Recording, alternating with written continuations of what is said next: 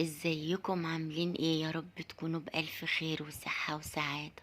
تعالوا نتعرف مع بعض على هاند بلندر براون، واستخدامته بقى في اعمال احلى شوربة عدس النهاردة. حاجة كده نتدفى بيها، وحاجة كده بسم الله ما شاء الله. ونشوفوا كده القطع بتاعته عبارة عن 3 في 1، وعملت بيه أحلى شوربة عدس. شايفين الجمال والحلاوة في وقت كده قصير، وما خدش مني ولا وقت ولا مجهود. وكمان عملنا أحلى عصير جوافة على موز على لبن، حاجة كده اللهم صل على النبي. صلوا على النبي عليه أفضل الصلاة والسلام. وتعالوا نشوفوا عملنا العدس بتاعنا ازاي. طبعا العدس بنجيبه وبنغسله حلو، يعني كويس جدا، علشان بيبقى فيه تراب وكده، ولازم العدس نغسله وندعكه كده على ايدينا لحد ما ينزل كل المية الغامقة بتاعته. ويتغسل مش في مصفى، لا يتغسل في حاجة علشان الرواسب تطلع كده وتعوم على وش المية وتنزل منها. بعد كده نصفيه بقى بالمصفى. وطبعا انا كنت حاطه كده ميه بتغلي على النار، وبعدين سقطت فيها العدس، ونزلت بقى بطماطمايه وبصلايه، وكمان راس بصلايه خضرة، وجزرايه برضو، و4 فصوص من التوم. شقاهم كده كل فص 2. وعلى العدس ما يستوي بقى، تعالوا نتعرف على الهاند بلندر بتاعنا. عبارة عن كبة صغيرة.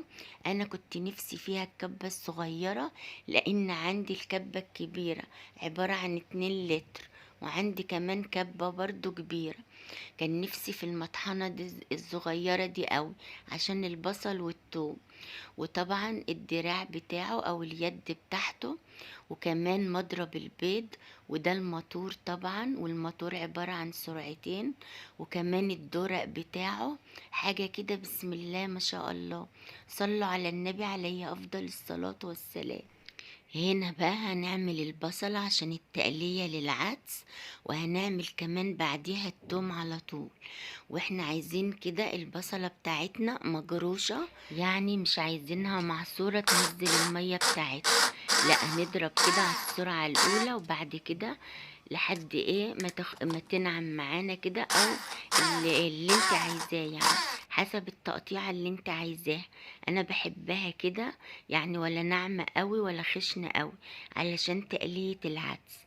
هنفضيها بقى كده، وشايفين ولا منزلة مية ولا اي حاجة. يعني ربنا يحسن ما بين ايدينا وايديكم، وربنا كده ربنا ييسر لنا امرنا كلنا، ويجبر بخاطرنا في الايام المفترجة. صلوا على النبي عليه افضل الصلاة والسلام. انا هنا بوريكم البصلة كده جميلة ومجروشة، ولا منزلة مية ولا حاجة. بعد كده بقى هحط كده السلاح بتاعها علشان اعمل ايه، التوم، عشان بنستخدم في تقلية العدس البصل والتوم. هنحط بقى كده مع التوم معلقة من هريسة الشطة، وكمان قرن فلفل رومي كده، عشان ما يكونش سبايسي قوي، عشان العدس يعني كفاية عليه هريسة الشطة. هريسة الشطة بتاعتي سبايسي شوية، يعني حراقة شوية، مع بقى الفلفل الرومي هتدينا بقى طعم كده، وتخلي كده العدس بتاعنا حنت كده وحلو. وكمان شوربة العدس مغذية، والبصل والثوم أكبر مضاد حيوي طبيعي، يكونوا بقى كده موجودين في شوربة العدس. مع طبعا البصلاية الخضراء، مع الجزراية، حاجة كده بسم الله ما شاء الله. شوية خضار كده كلهم قيمة غذائية عالية. وكمان الهاند بلندر بتاعنا سهل التنظيف، يعني أقل حاجة نمسحه بمنديل. وطبعا السلاح بتاعه بيتشطف الأول، بعد كده بننشفه. وطبعا ليه علبة كده بيتشال فيها، علشان ايه، ما يعورناش ولا يجرح ايدينا. انا محتفظة بقى كده بالعلبة بتاعته او الغطا بتاعه، علشان صراحة انا على طول كده دايما اتعور من سكينة الخلاط، او الكب، او اي حاجة. صلوا على النبي عليه أفضل الصلاة والسلام. كمان بيبقوا حاميين قوي طالما هم لسه جداد وجايين بعلبتهم، بيبقوا طبعا أول استعمال بيبقوا حاميين جدا. هنا بقى رحنا على البوتاجاز، وكنت بقى ايه حاطه كده في الطاسه سمنه بلدي، عشان عدس يعني سمنه بلدي، ولا ينفع لا زبده ولا زيت ولا اي حاجه. بس لو ما فيش سمنه بلدي عادي، لو سمنه نباتي تحل محل السمنه البلدي. وبرضو زبده على زيت، الموجود يسد يا ست الكل. ويا رب كده تاكلوه في الهنا وبألف هنا وشفا على كل اللي شاف وكل اللي هياكل، وربنا يحسن ما بين ايديا وايديكم. هنا بقى العدس بيغلي، طبعا اظبط بقى كده الملح بتاعه، وننزل بالكمون والملح. والعدس مش بيتحط له كزبره، لا بيتحط له كمون بس وملح، وهريسه الشطه اللي انا حطيتها في الدقه بتاعت التوم.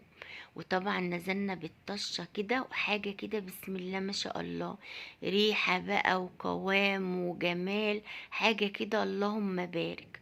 يا رب كده بألف هنا وشفا لكل اللي شاف وكل اللي هياكل.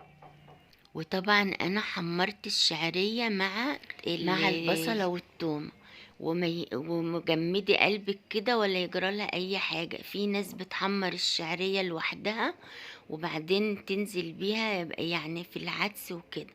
انا حمرت كله كده، لان كانت امي الله يرحمها بتعمل كده، تحط البصلة تاخد لون، بعد كده تحط التومة، بعد كده الشعرية وراها على طول، وبعدين ننزلوا بيهم بقى كده على العدس وهو بيغلي. بعد بقى ما ظبطنا الحدق بتاعه وحطينا له ايه رشة الكمون. وما تكتريش الكمون قوي علشان ريحته بتبقى زهرة يعني وطالعة.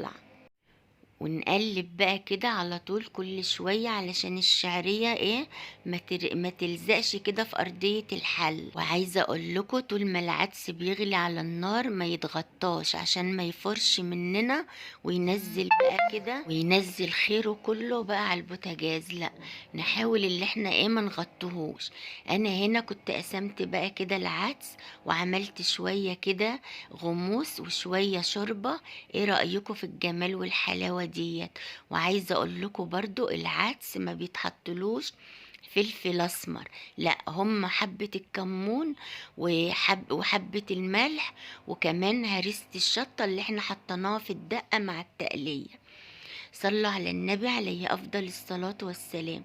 ومعانا بقى كده العيش المحمص بتاعنا، وهو عيش مصراوي رقيق كده وقابب وجميل، لزوم بقى الفتة ولزوم برضو ان احنا نغمس بيه.